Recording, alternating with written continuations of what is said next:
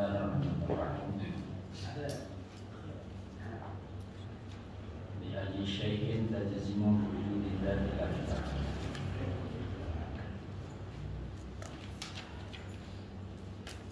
Orang Islam orang yang berakal, yang dia percaya bahwa ada yang menciptakan dia.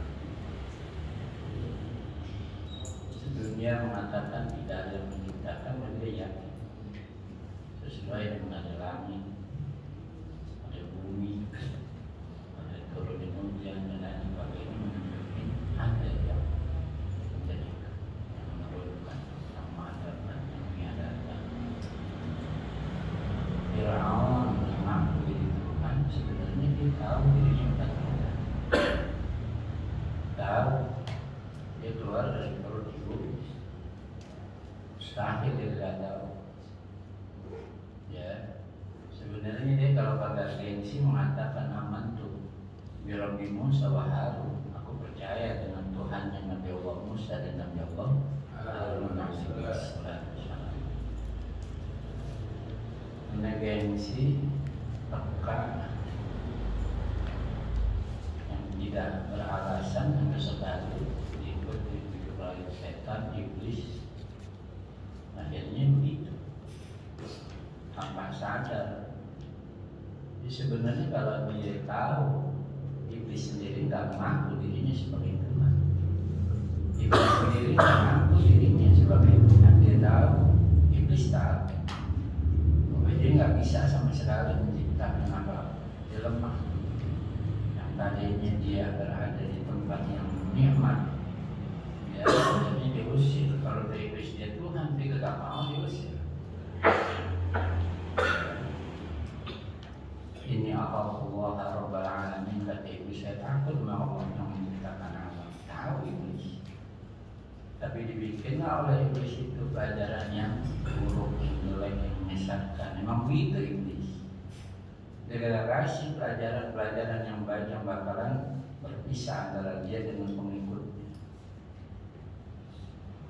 Begitu iblis dengan cara tipu daya cara. Jadi di sini dibilang ya syai'un lazimun biwujudillah subhanahu wa ta'ala. Faktor apa seseorang itu bisa yakin penuh bahwa kita katakan ini ada Allah Ta'ala. Kita tahu nih di sini di musola ada apa, kipas angin pasti ada yang bikin kipas angin, nggak tahu datang aja udah luwih. Lampu ada yang nyalain saat nyala itu lampu.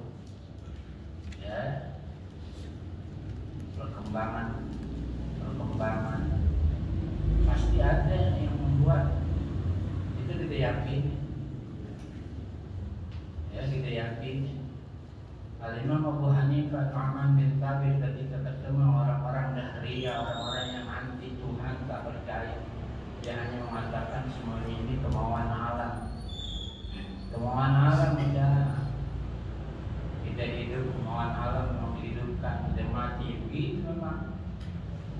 Itulah alam adanya, kata mereka. Akhirnya dibilang apa? Saudara sebab berangkat ke satu pantai besar, samudera besar, laut lepas.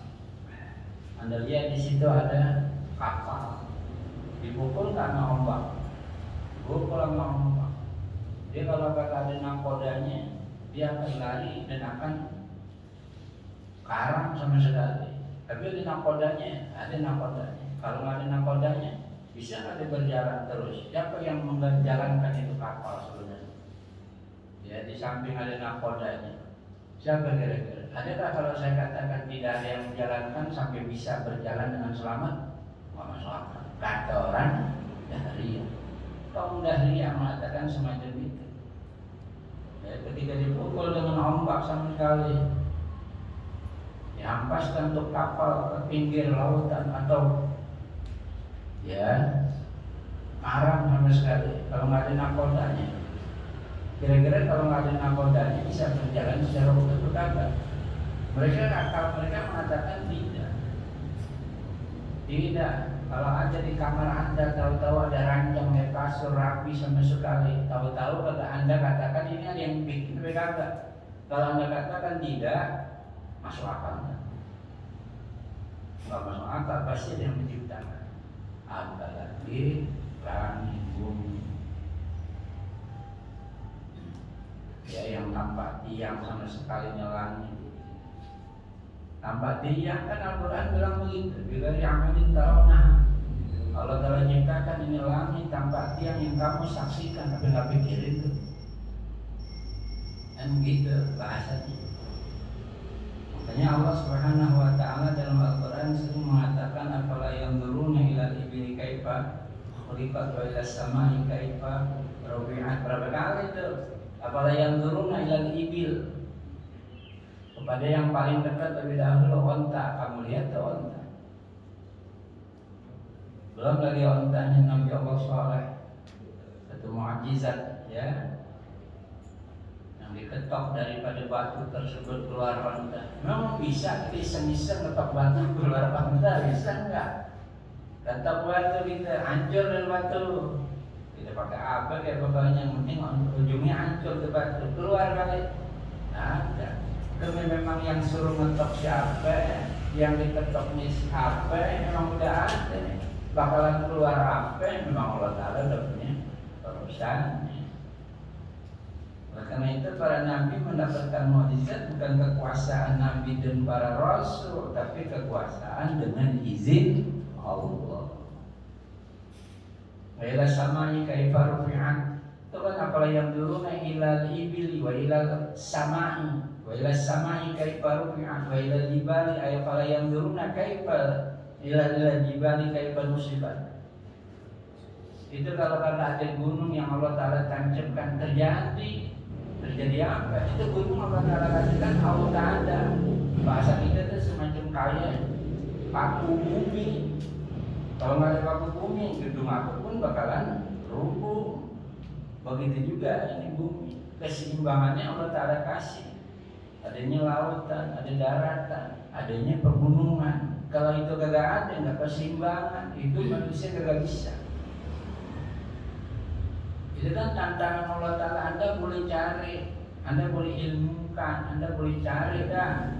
Apalagi yang turun ila ibli kaifa khuliqat wa ila samai kaifa rufi'an wa ila jibali kaifa nusibat wa ila ardi kaifa sufihat. Gimana itu bumi? Allah Ta'ala hamparkan itu bumi. Ya bumi diinjaknya kagak, kalau kita bilang kagak mendem. Kalau mendem bagaimana tuh kita? Nggak bisa ada kehidupan. Setiap kali kita injak itu bumi mendem. Dikasih kekuatan ada bumi. Di dalam bumi tersebut mengandung macam-macam, ada yang diperlukan oleh manusia. Apa itu kira-kira ada yang menciptain? Musmamul kata dalam Arab, nggak masuk akal. Asalnya musma'gul ya, dalam Arab. Oh berarti hamzah, musma'ul bilang masuk akal. Nggak masuk akal. Ya. Ada kembuli, ada makanannya serba hidangan yang masya Allah siap santap deh sama sekali, sama sekali gitu ngomong. Ini nggak ada yang bikin, tahu-tahu ada. Itu dibilang kurang akal. Oleh karena itu orang Islam orang yang punya akal qolihah, ya, satu akal pemikiran yang benar-benar bagus, terarah orang Islam.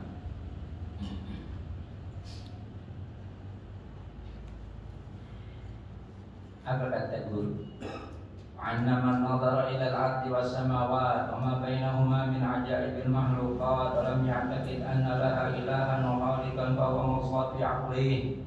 Kalau ada orang yang memang dia lihat langit, dia lihat bumi, dia lihat macam-macam keadaannya, ya, isi bumi, keluar dari langit, adanya bintang, adanya macam-macam dia pokoknya dia lihat, cuma dikasih mata. Walam ya'taqid, tapi dia nggak percaya bahwa ada yang menciptakannya, yang mengadakannya, yang membuatnya, kagak dia percaya bahwa musawwir bil aqli, dia punya akalnya ada nyakit akal.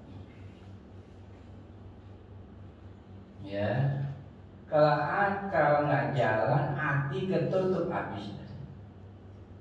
Itu yang kata Allah Ta'ala, walaqad dzara'na li jahannama katsiran minal jinni wal insi lahum qulubun la yafqahuna biha wa lahum 'aynun la yubsiruna biha wa lahum 'adhanun la yasma'una biha ulaika kal an'ami bal hum adall wa ulaika humul ghafilun. Punya mata, punya telinga, nggak bisa mempunyai doa tapi kagak bisa menerima kebenaran, melihat tapi kagak bisa menerima penglihatan kebenaran, punya hati tapi kagak paham sama sekali. Ulaika kal an'am, mereka itu seperti binatang. Dari sudut akalnya tidak berpikir. Tapi kalau binatang itu sendiri, tadi guru bilang wal an'am wal bahaim bal wan nabat wal jamad muqirratun wa mu'tarifatun bi khaliqiha wa mujibiha bi rububiyyati wal wahdaniyah.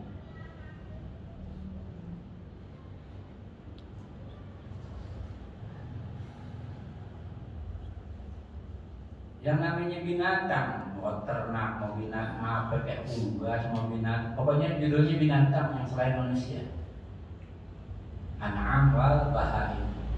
Bahkan tumbuhan, bahkan jamaah dan benda-benda yang ada, benda padat, benda cair, apa aja bukannya dia, benda gas.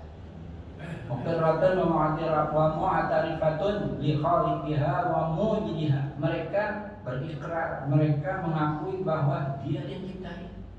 Itu batu bisa dia Allah Ta'ala kasih waladhi antaqaqula syai', Allah Ta'ala bisa ajak ngomong tuh batu bisa ngomong karena Allah Ta'ala gerak itu batu. Dia bisa bertasbih, artinya mengenal kepada Allah Ta'ala yang menciptakan dia.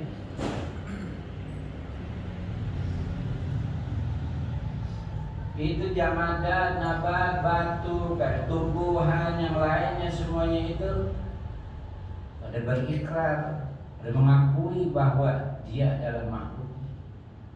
Dalilnya mana? Sabbihu lahu samawati was sab'u wal ardh wa man fihinna wa min syai'in la yusabbihu bihamdihi.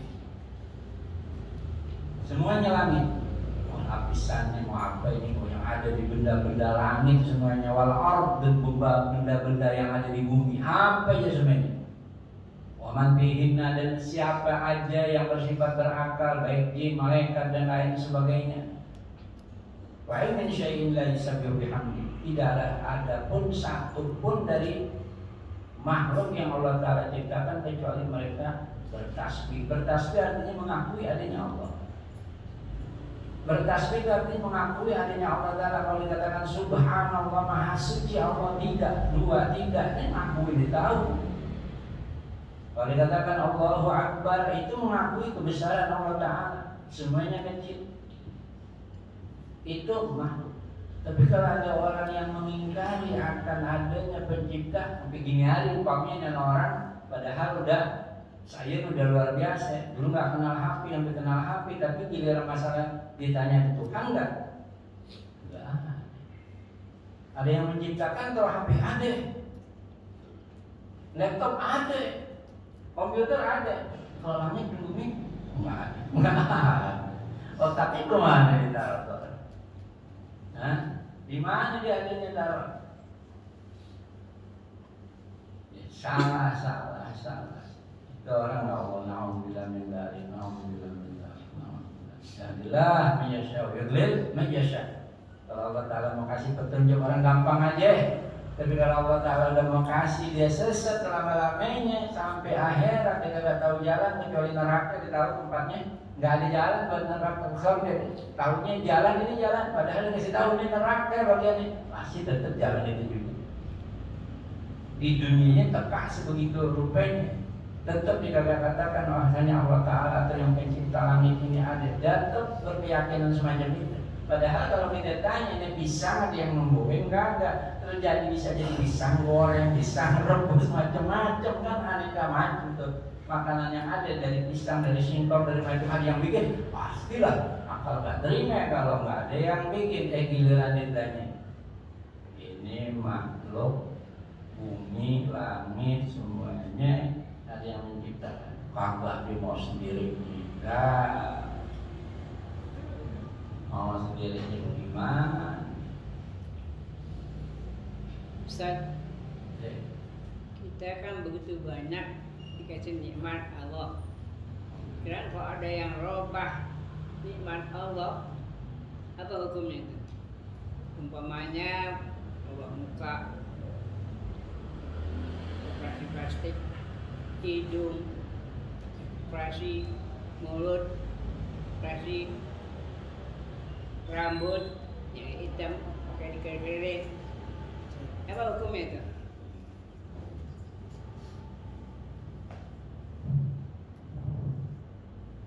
Pertama, mengenai tentang rambut, ada larangan menyemir rambut dengan semir yang hitam. Adapun dengan yang lainnya dihukumkan boleh. Aneh udah banyak ubanan, maluannya masih tinggi.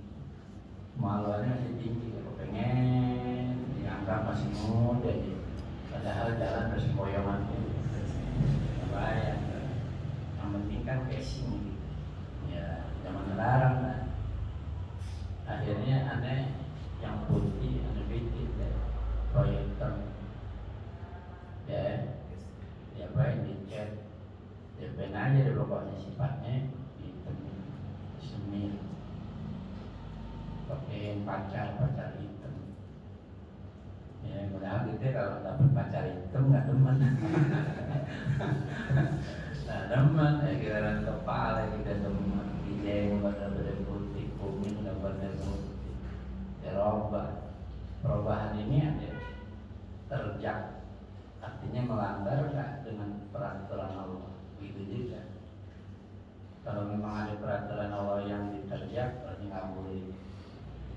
Jadi kalau selainnya dia mau pakai, ya jenggotnya dibikin hijau, kumisnya dibikin macam-macam deh, macam.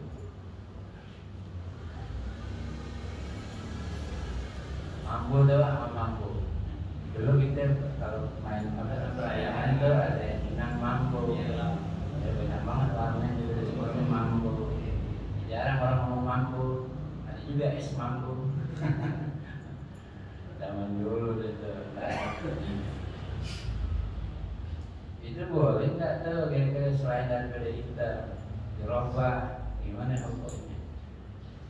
Ya hukumkan yang ulama diperbolehkan.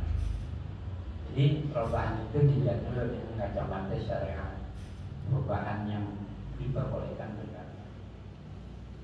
Dulu ada Profesor Ibrahim Hussein, pengajar di pengajian tingkat tinggi Istiqlal. Beliau itu termasuk komisi fatwa dengan bersamaan dengan Muhammad Sandi Hadami. Dia tanya itu bertanya, gimana mengenai tentang orang operasi hidung umpamanya atau dilihat dulu dia melakukan operasi hidung karena apa gitu? Apakah karena hajat? Kalau memang karena hajat, waqad tanzilul hajat manzilat Allah. Hajat hidungnya seberapa diukur dulu yang perlu dioperasi dengan operasi katakanlah plastik. Kalau memang itu hajat di sini maknanya darurat diperlukan. Ya, umpamanya orang tahu ketabas dan punya hidungnya sebelah hilang, itu gimana harus dioperasi? Dan diperlukan.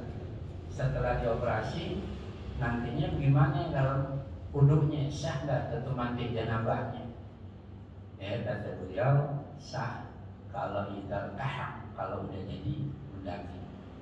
Kalau udah jadi satu tuh bilang udah boleh deh. Jadi hukumnya dilihat dulu ada. Ya, ada orang umpamanya giginya tombos, maju ke dalam ke depan. Ya, maju.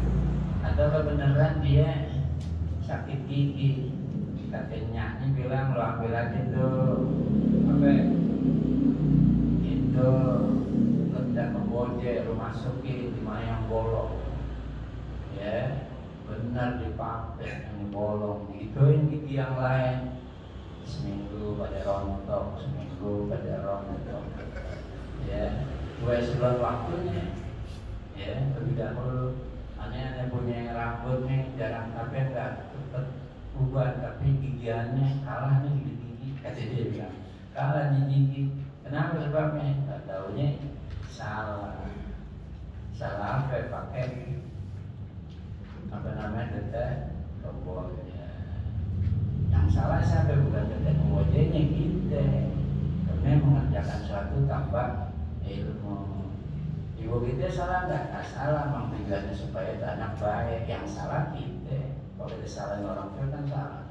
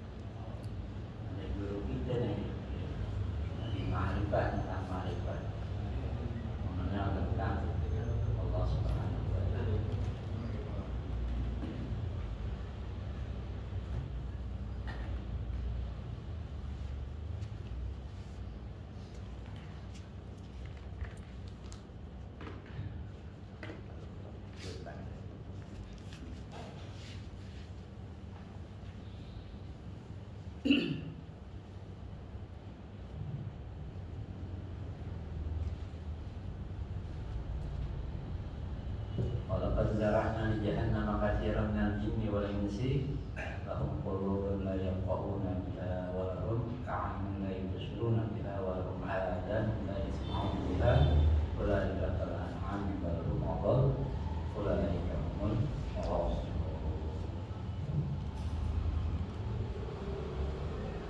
Kalau ghafil seterusnya bisa jadi kafir.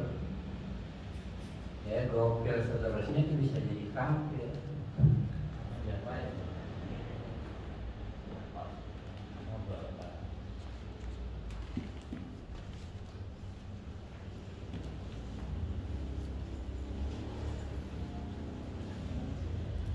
Awalnya goflah dulu, lalai, gak ingat, ujungnya akan ingkar. Awalnya kan gak disuruh ingkar dulu, lupa aja dulu. Lalai itu. Jadi memang bertahap itu modelnya kalau setan iblis. Ya, tidak langsung bertahap. Nah, tahap yang terakhir apa yang diproyekkan oleh iblis setan? Lain kagak adalah kekufuran kita.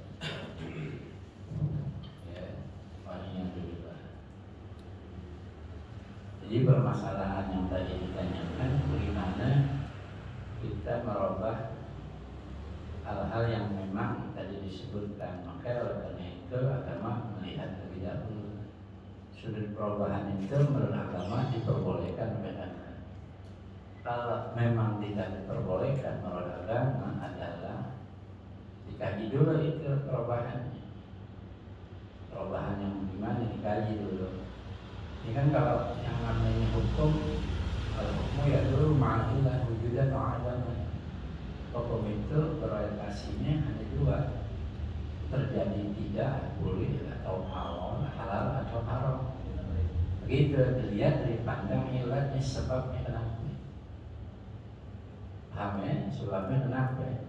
Sebab yang satu dicari, sebab yang terakhir ta'abudi namanya. Contohnya begini.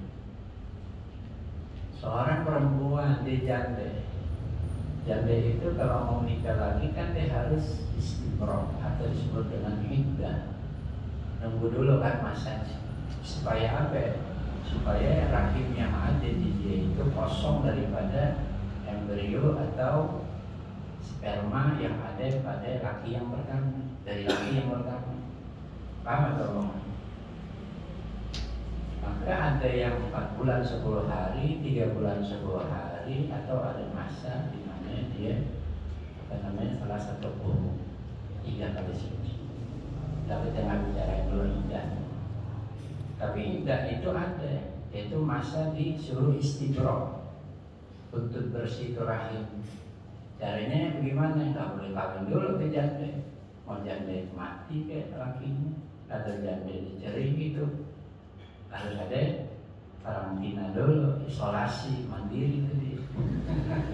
Berapa bulan tergantung dia lihat nanti ya masalah indah. Tujuannya apa? Istibro, pembersihan diri rahimnya dia, artinya dari sperma si laki yang pertama. Ya, kan bisa boleh jadi bahwa malam ini dia hubungan intim dengan istrinya dapat seminggu atau dapat 2 hari atau besok paginya terjadi pencerian. Kan bisa terjadi begitu. Oleh karena itu jangan sampai terjadinya ada sperma yang ada pada rahim istrinya jadi karantina, isolasi, ya. Nah itu namanya ilat, sabar. Tapi kan bisa juga begini kejadiannya. Kalau ada orang perempuan ditinggal sama lakinya memang udah lama kagak pernah digaulin, lakinya umpamanya di Sumatera, bininya di sini. Udah berapa bulan, sekian belum jalan 1 tahun dah. Nggak pernah sebenarnya. Tahu ada surat, gue cerai dulu. Yang gitu, atau dia lapor kepada KUA, laporannya diterima, lakinya dipanggil sama sekali untuk urusin masalah istrinya kagak ada tanggung jawab. Akhirnya kan kodi yang memberikan apa cerai, kan begitu ya. Kalau dalam musibah taklif, apabila saya meninggalkan istri saya selama sekian atau tidak memberikan nafkah, dan itu ya ada.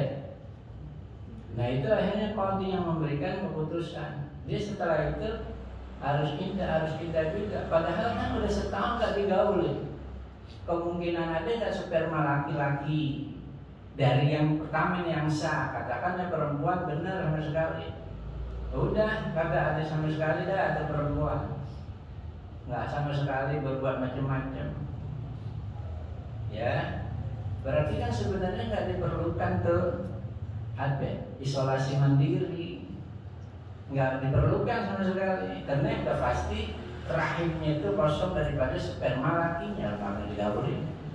Tuh, ya bisa terjadi yang semacam itu. Atau begini, menurut kedokteran coba aja kita lihat dulu nih. Oh ada, umpamanya atau nggak ada, dikirek sama sekali, atau di USG dilihat nggak ada sama sekali sperma yang ada di dalam rahim itu, kosong sama sekali. Perlu nggak tuh pakai ada karantina isolasi? Perlu kan? Kenapa diperlukan? Nah, ini ilat yang kedua namanya ta'abbudi. Itu sebagai hamba pasrah pada hukum Allah.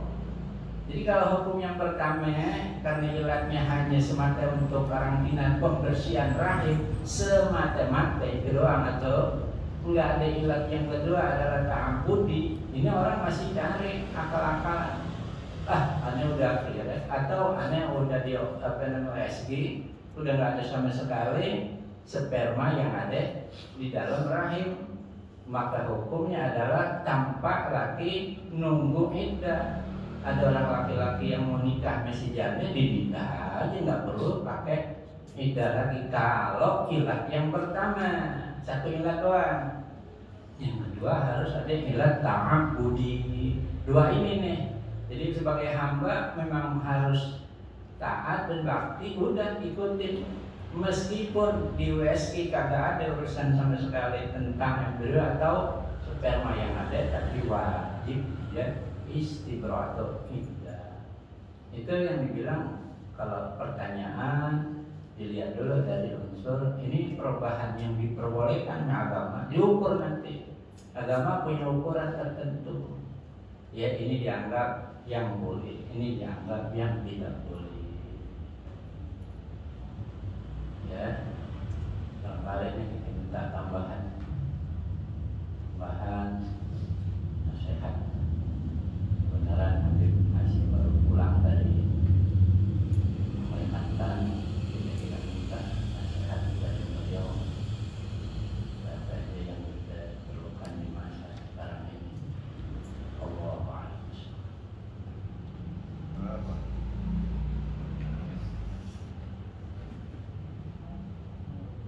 Saya teringat ceritanya zamannya Sayyidina Hasan bin Ali bin Abi Thalib.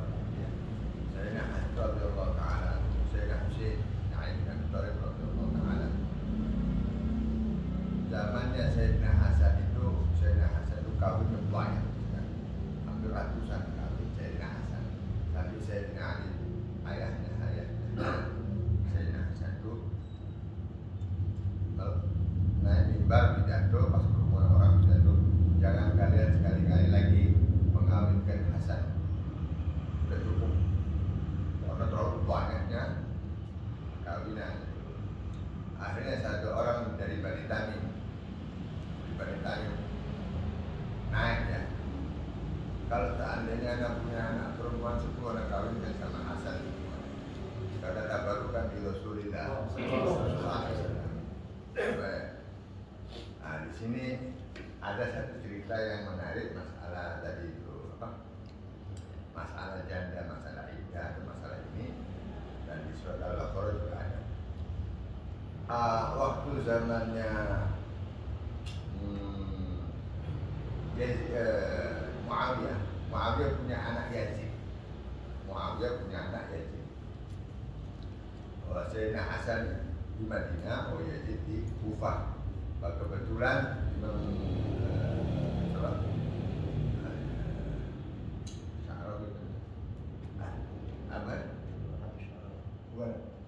zamannya Rasul Abu Hasan Asy'ari, Abu Musa al-Asy'ari, Abu Musa al-Asy'ari di Kufah. Nah, suatu saat Abu Musa al-Asy'ari mau ke Madinah, mau ziarah Rasul SAW. Sudah wafatnya zaman, sudah nggak ada Rasul, tapi Abu Musa sahabat Rasul SAW.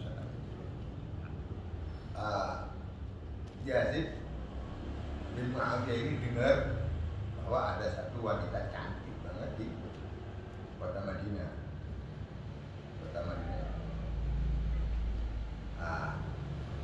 Abu Musa dipesankan sama Yazid, tolong lamarkan saya sama si Fulana, sama si Fulana itu tadi. Oh ya, siap. Saya setelah ziarah nanti saya akan lamar. Nah ini, wah subhanallah, ini anak sudah pacaran, sudah ada tunangannya. Abahnya juga setuju. Tapi setelah sampai di Madinah, mampir dulu ke Sayyidina Hasan. Tanya apa bertamu ini saya tamu. Apa pesannya aja? Pesannya aja saya disuruh minta anak itu. Oh, ya sudah, sampaikan dulu pesannya Yazid. Kalau dia tidak mau, aku mintakan juga sama anak itu. Kalau dia nggak mau, tawanan diriku juga Hasan. Karena saya Hasan juga tahu bahwa ini ada tunangannya. Dan Hasan juga tahu bahwa ini ada tunangannya. Akhirnya Abu Musa setelah ziarah lama ini sampaikan pesannya Yazid. Si bapak tidak bisa menolak, takut karena ini anaknya penguasa. Dan penguasa waktu itu Muawiyah ya sejarahnya banyak lah. Muawiyah sampai anaknya Yazid sejarahnya juga banyak. Akhirnya Abu Musa, karena orang Arab itu tahu sikap gerak-geriknya ini, dibaca sama Abu Musa. Kalau memang nggak setuju, nggak masalah. Tapi ada satu lagi yang meminang anakmu, Hasan. Kalau Hasan setuju saya. Oh, cucunya Rasulullah ini siapa? Oh, ini siapa? Lalu itu, kalau Hasan setuju, kalau anakmu punya tunangan, dia punya tunangan. Tapi kalau Hasan, Bismillah. Akhirnya dilamar sama Sayyidina Hasan, dikawin di sini, sudah selesai. Pulang Abu Musa, kemana? Sudah kamu ceritakan apa yang saya minat atau saya inginkan? Oh sudah, saya ceritakan begini. Terus Sayyidina Hasan masuk, begitu? Iya, sama antum nggak mau, tapi sama Sayyidina Hasan. Ya jelas nggak mau, saya siapa, Hasan siapa? Ya jelas nggak mau. Nah di sini Sayyidina Hasan menyelamatkan ini. sampai beberapa bulan tidak digauli sama saya. Lalu tunangannya dipanggil langsung dikawinkan. Nah itu tidak ada masalah karena tidak ada jima. Nah, orang tapi di Madinah heboh karena pada masa itu masih belum betul-betul menguasai Al-Quran. Maka dikeluarkanlah ayatnya begini. Jadi kalau belum didukul, belum diapa. Nah, jadi anak ini masih perawan walaupun dinikah adat tapi tidak digauli. Jadi bisa makan jadi itu jadi hukum bisa gitu. Nah ini sampai di sini saja. Ini ceritanya. Masalah apa ya? Ya, alhamdulillah. Saya cuma ditekankan sama guru-guru mulai zamannya Nabi Muhammad, Nabi Muhammad wafat berpesan. Ini tarakun Musa Khalil yang termasuk Rumbihima dan tertidur abad. Kita berdoa itu saja pesannya kita berdoa. Jadi anak waktu dakwah di samping itu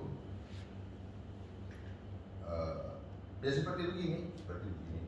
Cuma kita tabarrukan sama Nurul Quran ini kita buka satu persatu satu ayat. Kira-kira 20 orang ya 20 ayat. Tapi kalau ayatnya panjang ya potong aja. Karena bobotnya Al-Quran memang berat untuk nafsu ya. Bobot Al-Quran memang berat untuk nafsu. Tapi untuk akal, untuk orang yang hobi tahlim itu haus. Nah, jadi setelah itu kita kupas ayat-ayat tersebut dengan pemahamannya. Tapi waktunya juga nggak sampai dari maghrib, masih bisa selesai. Cukup. Kita buka nafsu dunia. Karena nggak mungkin kita suruh baca satu orang itu bubar besoknya. Jadi harus bertahap gitu, sedikit. Tapi setiap hari pokoknya Quran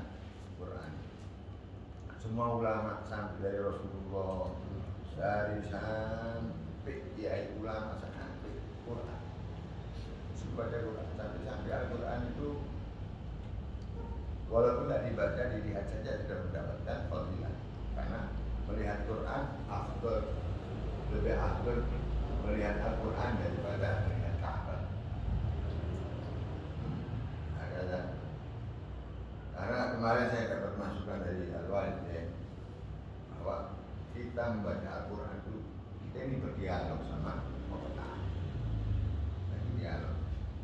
Alangkah senangnya kalau surat kita sampai dicontohkan, kalau surat kita dari seorang yang kita cintai misalnya, terus mendapatkan surat, terus surat itu dibaca ulang di hadapan orang tersebut yang menulis surat. Alangkah bagus, alangkah gembiranya orang tersebut. Bagaimana ini kalamullah? Nah, ini kalamullah. Nah, insya Allah dari kalamullah ini sumber segala ini mau ilmu apa saja nanti masuknya itu bisa sangat mudah dipahami karena Al-Quran Al-Latif lembut. Nah, dan dipesankan juga kalau ada ayat-ayat Al-Quran yang mengenai adab kita disuruh berlindung kepada Allah Ta'ala.